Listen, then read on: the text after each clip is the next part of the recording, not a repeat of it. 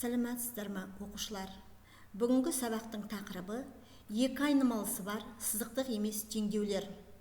Оқу мақсаты: екі айнымалысы бар сызықтық және сызықтық емес теңдеулерді ажырату. Бағалау критерийлері. Оқушылар, екі айнымалысы бар сызықтық емес теңдеулердің графигі не болып табылатынын анықтай біледі. Екі айнымалысы бар сызықтық емес теңдеудің қанша шешімі бар екендігін талдай біледі. Ал енді оқушылар, анықтамаға тоқталайық. Екі айнымалысы бар теңдеудің графигі деп, координаталар осы теңдеудің шешімдері болатын координаталық жазықтағы нүктелер жиынын айтады. Тапсырма: әрбір функцияның графигіне сәйкес келетін теңдеулерді табыңдар. Бірінші теңдеу жақшаның ішінде x қосылған 1 көбейтілген 2 тең x квадрат минус y. Екінші теңдеу x пен y-дің көбейтіндісі азайтылған 1,2 тең болады 0-ге. Үшінші теңдеу 6x квадрат минус 5x тең болады y минус 1. Төртінші теңдеу x квадрат қосылған y квадрат тең болады 0. Сендерге осы теңдеулерді әрбір графикке сәйкестендіру керек.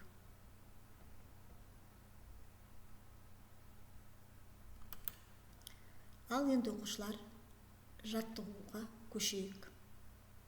Мысал, төмендегі теңдеудің графигін салыңдар. Y жақшаның ішінде x қосылған 1 тең болады минус 3-ке. Шешуі: осы теңдеудің функциясын жазайық. Ол болады y тең болады минус 3 бөлінген x қосылған 1. К тең болады минус 3-ке кіші 0-ден. Бөлшек өрнек болғандықтан бөліміне көңіл аударамыз. X қосылған 1 тең емес 0-ге, бұдан x тең емес минус 1-ге. Y тең болмайды 0-ге. Функцияның графигі x тең емес минус 1, y тең емес 0 түзуіне қатысты екінші ширекте және төртінші ширекте жатады. Енді графиктің координаттар осьтерімен қиылысу нүктелерін табайық. X тең 0 болғанда біз функциядағы x-тің орнына 0-ді қойып, y-тің мәнін таптық. Ол тең болады минус 3. Яғни график OY өсін қиятын нүктені таптық. Ол нүкте x-ім 0, y-ім минус 3. Енді y тең емес 0-ге. Бізде алдында егер есепті қарайтын болса, шартында тұрды y тең емес 0-ге. Яғни OY өсін график қимайды. Енді графигін саламыз. Алдымен бізде нүкте x тең болады минус 1 нүктесінде өтпейді. Сол түзуді біз пункттермен көрсеттік. Графикті қарайтын болсаңдар, яғни бір жоғары сыныпта өтеміз оны айтады бізде вертикаль асимптота деп атайды. Арға екінші бізде x, y өсін қандай нүктеде қияды? Минус 3. Графикті сендер көріп тұрсыңдар. Енді оқушылар, екінші графикке тоқталайық. Берілген график y тең болады модуль x квадрат минус 4. Функциясын графикін салу керек. Шешуі: алдымен біз саламыз y тең болады x квадрат минус 4 графигін. Мұнда a тең 1-ге, тармағы жоғары қараған парабола. Төбесінің координатасы x-ім 0, y-ім минус 4. Графиктің координаттар осьтерімен қиылысу нүктелерін табайық.